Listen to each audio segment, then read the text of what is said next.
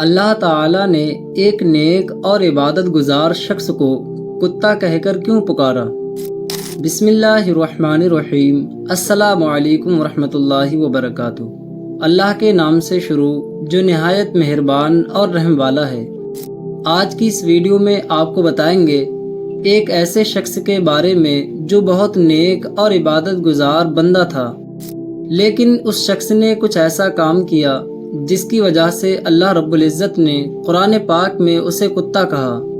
امید ہے کہ آج کی یہ معلوماتی ویڈیو آپ کو ضرور پسند آئے گی، لہٰذا آپ سے یہ گزارش ہے کہ ویڈیو کو آخر تک ضرور دیکھیے گا۔ بلعام بن باعورہ کا نام آپ نے سنا ہوگا، جو ملک شام میں بیت المقدس کے قریب کنعان کا رہنے والا تھا۔ اسے اللہ تعالیٰ کی بعض کتابوں کا علم حاصل تھا۔ حضرت عبداللہ بن عباس رضی اللہ عنہما فرماتے ہیں کہ جب حضرت موسیٰ علیہ السلام نے جبارین سے جنگ کرنے کا ارادہ کیا اور ملک شام میں داخل ہوئے تو بلعام بن باعورہ کی قوم اس کے پاس آئی اور اس سے کہنے لگی کہ حضرت موسیٰ علیہ السلام بہت تیز مزاج ہیں اور ان کے ساتھ بہت بڑا لشکر ہے۔ وہ یہاں اس لیے آئے ہیں تاکہ ہم سے جنگ کریں اور ہمیں ہمارے ہی شہروں سے نکال کر ہماری بجائے بنی اسرائیل کو اس سرزمین میں آباد کر دیں۔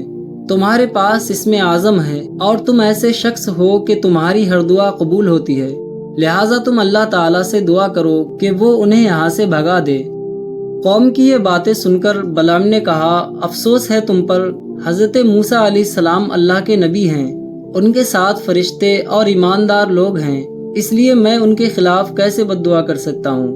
مجھے اللہ تعالیٰ کی طرف سے جو علم ملا ہے اس کا تقاضا یہ ہے کہ اگر میں نے حضرت موسیٰ علیہ السلام کے خلاف ایسا کیا تو میری دنیا و آخرت برباد ہو جائے گی۔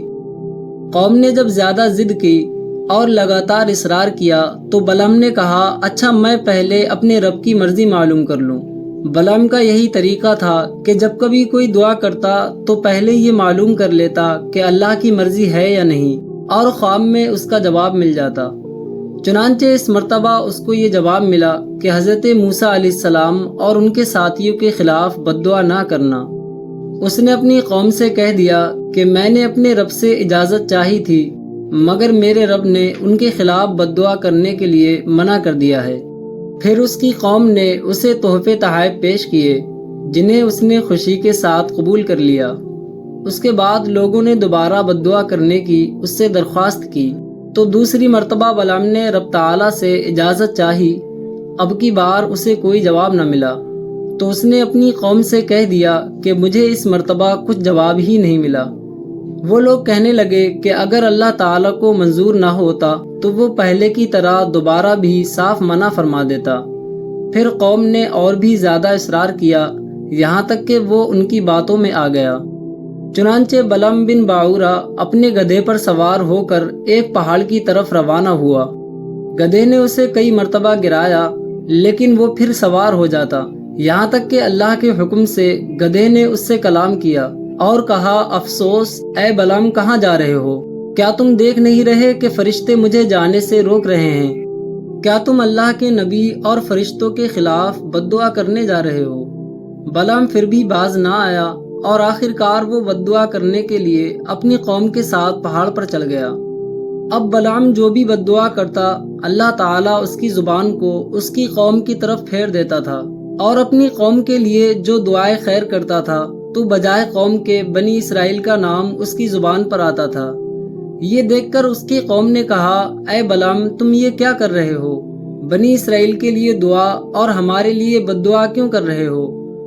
بلعام نے کہا، یہ میرے اختیار کی بات نہیں، میری زبان میرے قبضے میں نہیں ہے، اللہ تعالیٰ کی قدرت مجھ پر غالب آ گئی ہے۔ اتنا کہنے کے بعد اس کی زبان نکل کر اس کے سینے پر لٹک گئی۔ اس نے اپنی قوم سے کہا، میری تو دنیا و آخرت دونوں برباد ہو گئیں۔ اب میں تمہیں ان کے خلاف ایک تدبیر بتاتا ہوں۔